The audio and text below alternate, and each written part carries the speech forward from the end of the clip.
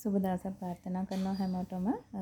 කඳ පැල සෙට් එකක් තියෙනවා. ඉතින් ඔයාලට ගන්න පුළුවන් මෙතන පැල 120ක් වගේ තියෙනවා හොඳ වර්ග.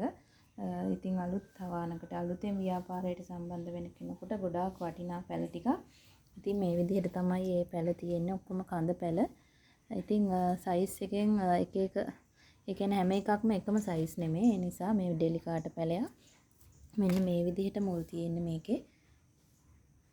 මේ තව එකක්. ඉතින් ඒක තව සයිස් එකක්. ඉතින් අරකට වඩා පොඩි.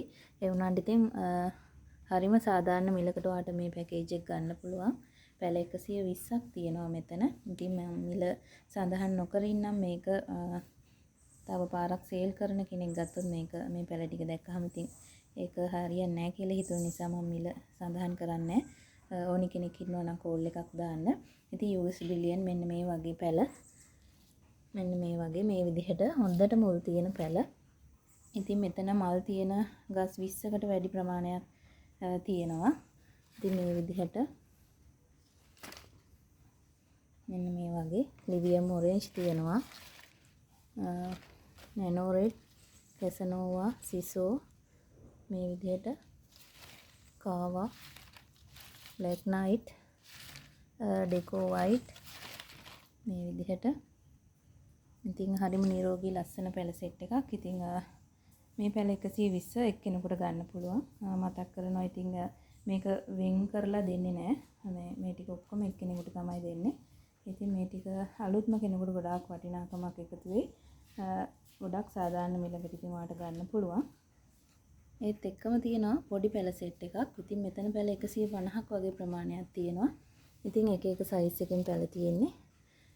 මේ විදිහට ඒක හැම එකක්ම මේ වගේ නෑ. ඉතින් මේ විදිහටත් තියෙනවා. මේ විදිහට හොඳම වර්ග ඉතින්. ඉතින් මේකත් ඔයාලට ගන්න පුළුවන්.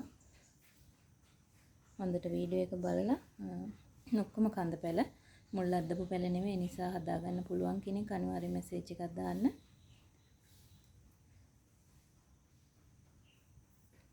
ඉතින් ඒකත් එක්කෙනෙකුට තමයි දෙන්නේ ඔක්කොම ටික.